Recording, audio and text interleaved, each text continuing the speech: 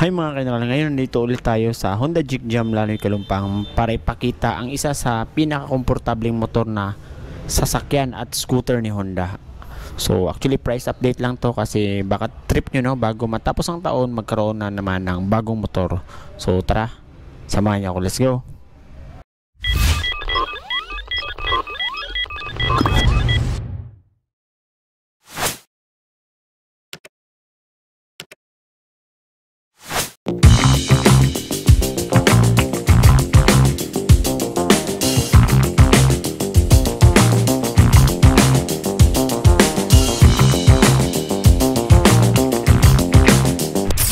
Walang iba mga kaibigan kundi ang Honda PCX 160. Yan. So sinabi ko mga kaibigan no, na isa to sa pinaka-komportabling motor kasi kitang-kita nyo naman no. Yan. Sa riding position pa lang is alam nyo na komportable at sa upuan niya napakalapad. So, bago natin tignan ang kanyang presyo is pag-usapan muna natin kung anong meron sa motor na to at marami rin ang bumibili at napapaibig dito. Ang kulay pala ng motor na nasa harap natin mga kaibigan is black no, so glossy black siya. So ito yung PCX 160 na ABS version. So itong sa tabi niya yung CBS, ito naman si ABS. So ang motor na to ay merong 157cc engine displacement, naka single cylinder, 4 valves, 4 stroke, single overhead cam at naka-liquid cooled na engine. Yan. Meron din itong max power na 11.8 kilowatts at 8,500 RPM at max torque naman na 14.7 Nm at 6,500 RPM. Meron din itong compression ratio na 12.0:1 at bore stroke naman na 60 by 55.5 mm. So dito tayo sa kanyang harapan magsimula mga kaibigan. So makikita nyo meron siyang parang visor na glossy black dito. So again minimalist lang yung design niya. Wala masyadong abubot or decal. So may nakalagay lang dito na sticker na Honda. Tapos sa gilid is ang HSTC or Honda Selectable Torque Control. So then ito naman is ang kanyang ilaw. Isa na nagustuhan ko sa mga ilaw nito mga kaibigan is LED na siya lahat. And then yung turning lights niya is intact siya or kasama siya sa fairings, so hindi siya nakalabas, iwasagi, so goods na goods. Eh napakaganda rin ang kanyang mga daytime running light no. Yan, ang suspension nito sa harap is naka-telescopic fork yun. Yan, and then ang braking system nito is naka-disc brake na, may dual piston caliper at equipped na rin ng ABS. Yan, ito yung nagpaganda at nagpamahal sa kanya, ang ABS niya. Ang size ng gulong naman nito sa harap mga kaibigan is nasa 110 by 70 by 14. So tubeless na rin ito mga kaibigan, kaya goods na to sa mga pangmalayuang biyahe. Isa rin sa nagustuhan ko dito mga kaibigan no, is itong dito niya na part sa tapalodo sa harap is napakalinis. Yan. So kapag magdumi siya or maputikan dito lang, so madali lang siyang i-washing or linisan. So ito na may tsura ng kanyang mga gilid mga kaibigan no? So may pagka-sharp din ng kanyang edges, and then dito yung extension ng footboard. Kung nangangawit ka sa pagdadrive, so pwede mo ilagay dito yung paa mo. And then rubberized na rin siya at may anti-slippery na siya para hindi madulas kung aapa ka dito mga kaibigan. Naka-naked handlebar na rin to mga kaibigan, dagdag sa pagiging elegante na no. Yan. And then all LED na rin ang kanyang panel gauge mga kaibigan no? So napaka-detalyado nito at napakaganda.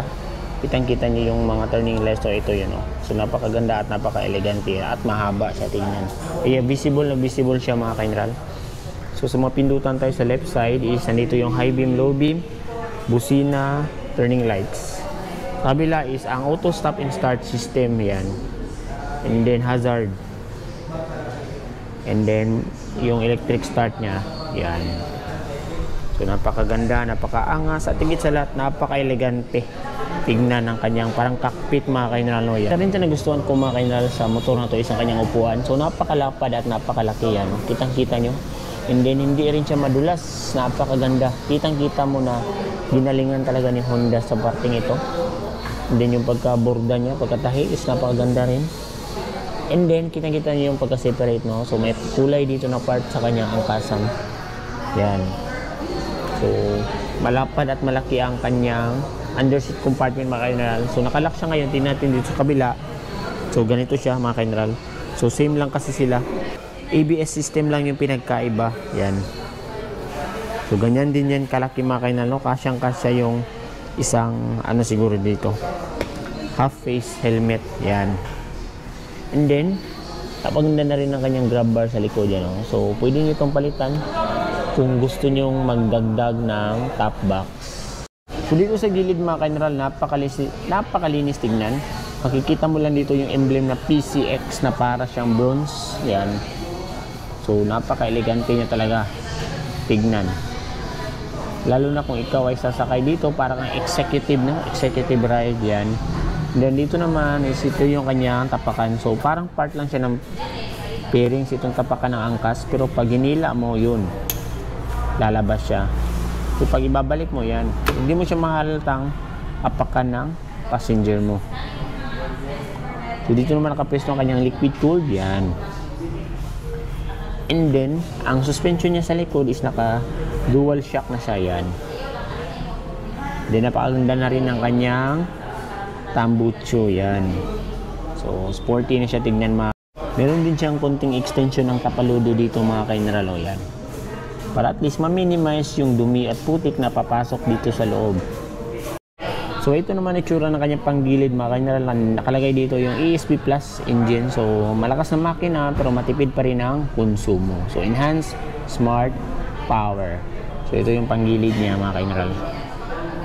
So meron na rin tong side stand kill switch na dagdag sa safety feature ng motor na to.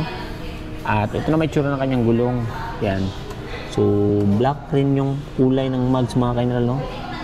And then ito ay may tire size na 130 by 70 by 13. Yan. So tubeless na rin siya.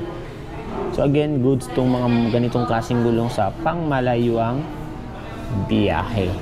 So ito na yung itsura ng kanyang sa likod mga ilaw. Yan. So all LED na. At the same time, maganda na rin yung kanyang turning lights kasi intact na siya, no? Sama na siya sa kanyang tail light. Yan.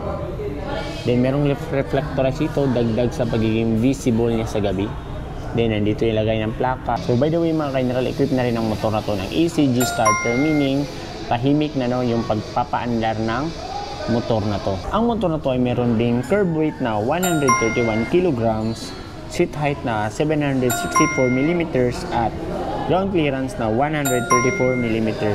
So mga ka-general, ang motor na to is abot na rin ng typical na Pinoy height. Single channel ABS lang itong motor na to, no? Pero naka-disc brake naman ang kanyang braking system sa likod. Keyless na rin ang motor na to mga ka-general, dagdag sa kanyang security feature. So ito siya mga ka-general. Dito yung kanyang fuel tank mga ka-general. Hindi mo na kailangan pababain yung angkas mo kung magpapagasolina ka. So ngayon mga ka-general, alamin na natin kung magkano na nga ba si Honda PCX 160 ABS version ngayong 2023. So ito siya mga ka-general. Yan. So ang cash price niya ngayon is nasa 146,000 pesos. Down payment ng 20,000 pesos at pwede kang mag-installment sa 36 months ng 6,060. So bababa pa yan kasi may rebates na 200. So mga ka-general, napakaraming freebies dito sa Honda Jeep Jam. Lani ko lang pang kung kukuha kayo ng motor. Kung umabot ka sa part ng video na to mga ka-general is gusto kong mag-thank you, no, sa patuloy na panonood at suporta sa ating munting YouTube channel. So yun lang mga ka-general, stay safe, ride safe, and Merry Christmas. Bye-bye!